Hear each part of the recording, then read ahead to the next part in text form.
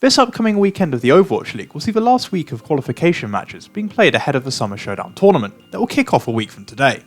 For many teams, these matches will be crucial in determining their eventual seeding for the Summer Showdown, whilst also giving both them and those of us watching at home a potential first look at what the teams think the meta should be in a no hero pool setting. This of course is because of the recent league hero pool changes that now see the hero pool removed for the week leading up to the tournament, in addition to during the tournament itself.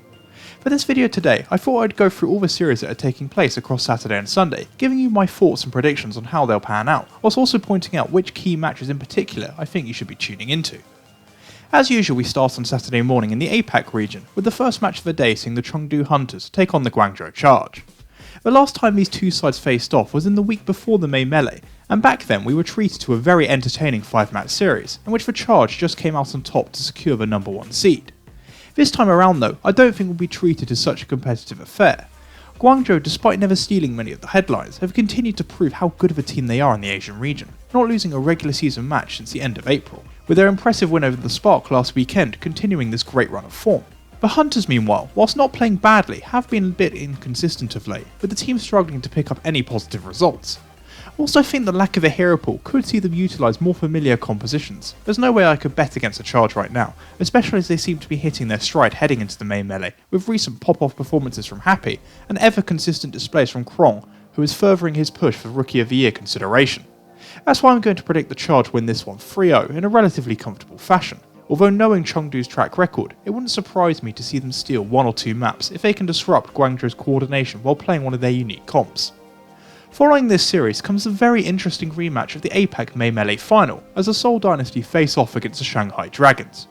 We all know that Shanghai are a fantastic team, arguably the best in the entire league, that will undoubtedly go into this match as favourites as long as they stick to playing with their best 6 players. From a spectator's point of view though, the biggest question we need to ask when previewing this series is which Seoul Dynasty are we going to see?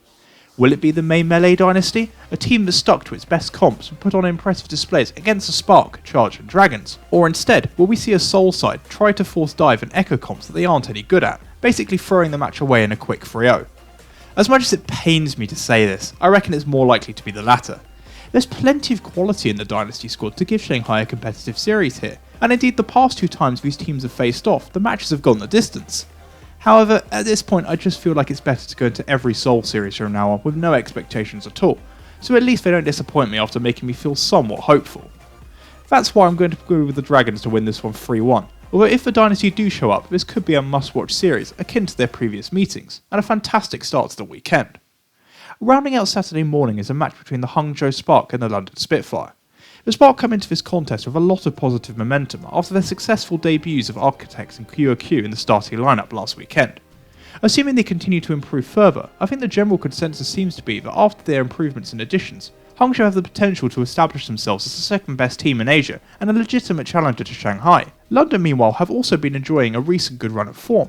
With convincing victories over Chengdu, they've clearly separated themselves from the floor of the APAC region, while strong displays from players like Glister, Bernard and Sanguinar have even made the Spitfire somewhat competitive in their games against some of the stronger teams in Asia.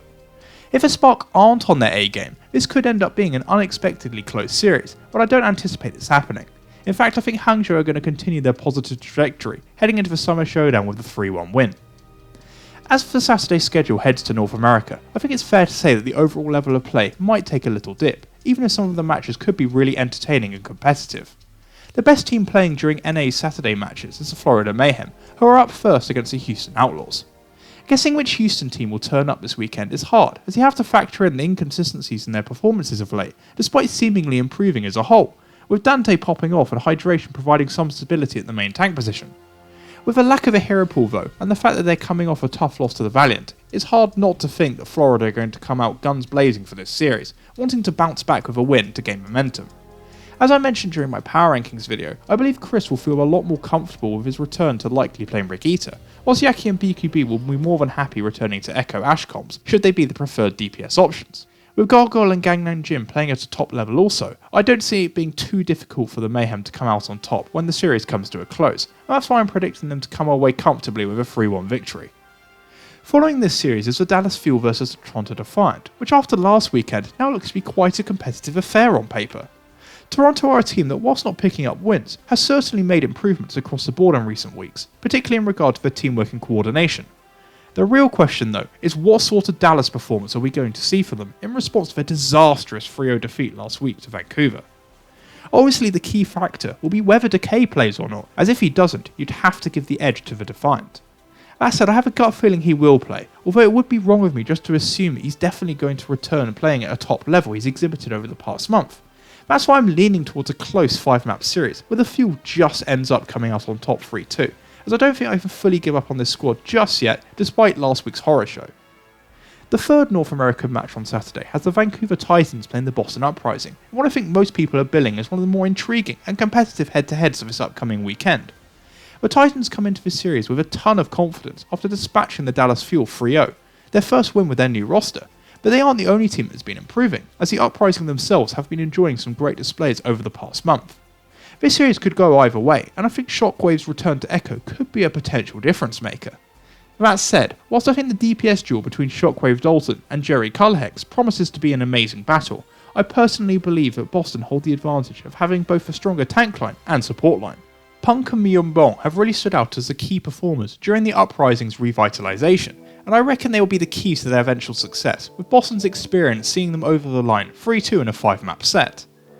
Ending Saturday is a match that sees the Washington Justice play the LA Gladiators. To be honest, I don't want to spend too long talking about the series at all, as unless there's a major Justice resurgence, the Gladiators should ease their way to a 3-0 victory. If Washington want to have any hope in this series, I think they're going to have to rely on some crazy LH Cloudy comps from the Gladiators spectacularly failing. As to be honest, there's no one on the Justice who should really scare the Glads, because as long as they play simply and effectively, their superior players and synergy should see them cruise to victory. Looking at Sunday though, we appear to be in for an absolute treat, with nearly every match that's being played promising a lot of competition and excitement, and it all kicks off in the morning with the first APAC game between the Shanghai Dragons and the Hangzhou Spark. Assuming both of these teams can get through Saturday without any hiccups, this could be the Asian game of the weekend, with the number one team in the region going up against a team many see as having the potential to one day rival them. The TPS battle between Fletter Lip and Godsby Architect on paper looks really juicy, and with both teams showing a willingness to swap off double shield to run dive, this could be an excellent showing of APAC Overwatch, and potentially even a preview of a Summer Showdown semi-final or even final. For me, perhaps it's still a little early for the Spark, as they're highlighted by their defeat to the Charge, and I would still have to back the Dragons to come out the victors here, so I'm predicting them to win 3-1, but this is definitely a series I'll be tuning in for from start to finish. This series will be followed by an important clash that will see the Chengdu Hunters play the Seoul Dynasty. This match will likely be important in determining which team takes the 7th seed in the region, with both sides probably standing at 0-3 heading into Sunday. I've already pointed out the problems with both teams, and indeed looking back at their recent matches, it is clear the Hunters have been the ones that have previously come out on top. My head tells me we're going to see a repeat here again, but for once I'm going to go with my heart, as looking at the situation, the Dynasty are in desperate need of a series win heading into the Summer Showdown. Let's not forget that in terms of regular season matches, they actually have less wins than both London and Toronto, and a loss here would force them to repeat their May Melee heroics, a feat I currently doubt they can perform. So going with my gut, I'm going to say Seoul win this one 3-1, although I'm totally prepared for this to backfire. Completing the weekend's APAC matches is an excellent rematch for New York Excelsior against the Guangzhou Charge. Last time round it was the Charge who came out on top, but whilst they themselves have continued to impress, the Excelsior enter this rematch with some major reinforcements at DPS, with Nene and Haxel now in the fold. For me, it will be the DPS duel between Eiley and Happy and Nene Haxel that will determine the overall winner of this series, with the tanks and supports largely evening out on paper. With the Genji buffs I believe going live, it will be very interesting to see if New York favour the running of dive rather than playing the largely more popular double shield comps with Echo and Sombra, as this potentially could see Haxel really cause Guangzhou some issues. It's a match that could go either way, but it's hard to argue against the Charge's recent record, which I think will see them come out the victors, especially with New York still seemingly working on their team synergy and coordination with their new lineup, so I'm predicting a 3-2 Charge win to conclude this weekend's APAC action. Heading back to North America, most eyes will be on the final regular season match of the day between the Philadelphia Fusion and the San Francisco Shock, which I know is a match that is receiving all the hype and attention. However, there are still 2 matches before it that I want to quickly discuss. First up, the Los Angeles Valiant vs Paris Eternal. A couple of weeks ago, I would have been super excited for this match, as I ranked both of these teams very closely to one another at the time. However, as recent weeks have transpired, I think both of these teams have separated a bit and have trended in slightly opposite directions. The introduction of Sparkle, as I explained a couple of days ago, has both been a blessing and a curse for the Eternal. I think it could be the same for this series as well. Paris will be very tempted to run Genji comps, but could also utilise Sparkle on Echo in more popular double shield setups. Therefore, the key matchup of this series will be seeing how Sparkle matches up against the most informed player in the league, Shaxx, whilst also seeing who out of their supporting partners, Xe and KSP, comes out on top. The compositions both teams play and how well they execute them will be a major deciding factor in who eventually comes out on top. But right now I can't bet against the Valiant after their win against Florida, that has seemingly established them as one of the top teams in North America, and a 3-2 win here over Paris would only go to further prove that claim. The next series, featuring the Atlanta Reign and the Vancouver Titans, is a really hard one to preview, as a lot will depend on how the Titans look on Saturday, as well as what sort of performance we get out of an inconsistent Reign side on the day. Not only is it a series that I'm least excited for, but it's also one that I couldn't really settle on a score for. So I'm just going to go with a guess here and say that Atlanta wins 3-1, as they do have a stronger roster, and I think they will thrive more in a non-hero pool meta, given the quality and flexibility they have at DPS. On paper though, as I've already pointed out, the highlight of this weekend's matches has to be the matchup of the Philadelphia Fusion and the San Francisco Shock. This will be the real test as to which side has a stronger claim for the title of best team in North America, and just going through the player matchups by themselves, we should be in for a brilliant series. Carpe and Hisu versus Uns and Rascal, Chui Open against Fury, Alarm versus Violet, and personally, my favourite if it happens, the main support contest of Moth and Funny Astro. I really hope this series lives up to the hype, and doesn't see one team disappoint by not showing up at their best, as this series could build up a huge amount of excitement ahead of the Summer Showdown, and give us a top tier regular season match that have arguably been lacking so far this season.